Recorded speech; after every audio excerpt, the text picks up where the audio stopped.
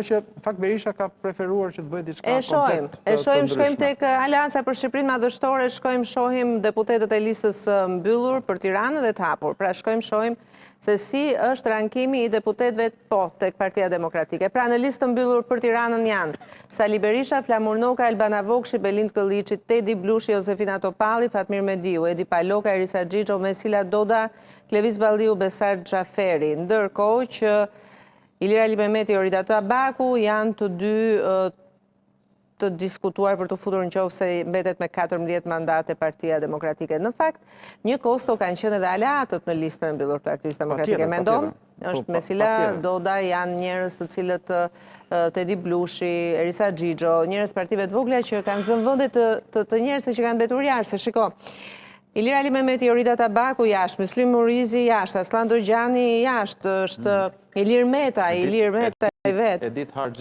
Edith Harxhi jashtë, Ilda Zhulali.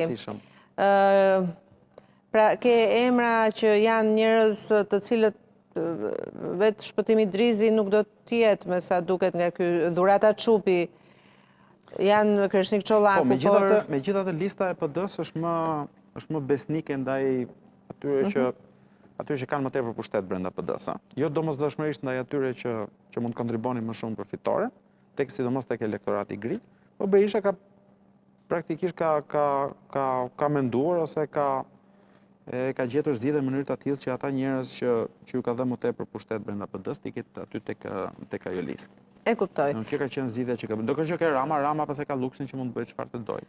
Se në fundit nesër pas nesër ata që janë kryesorë aty tek lista që kanë mbetur jashtë mund t'i fusin qeveri, mund të bëj çfarë. Dhe nuk është se ka pas ndonjë lloj kundërshtimi, ka pas shumë më tepër kundërshtimi aty jashtë te PD-ja se sa tek PS-ja.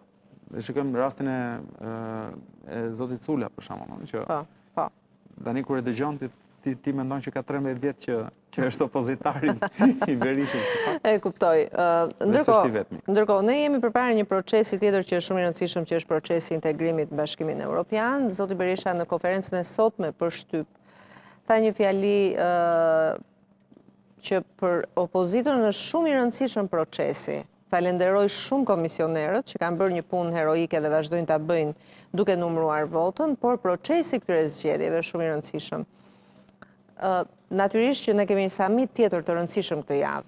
Do kalojnë zgjedhjet dhe ne presim liderët e Bashkimit Evropian në një summit dhe integrimi është një çështje që na përket gjithëve dhe gjithë duam të aderojmë të jemi pjesë e një organizate si Bashkimi Evropian, se nuk besoj se jemi të dalim nga traktati i Varshavës edhe t'ja përplasim armikut në fytyrë të bëhemi fanar ndriçues të vetëm. Na duhet Bashkimi Evropian, s'kemi pse si trim të vetëm dot në këtë situatë. Kështu si që e spreshtohet dhe kjo në të ardhmen, po.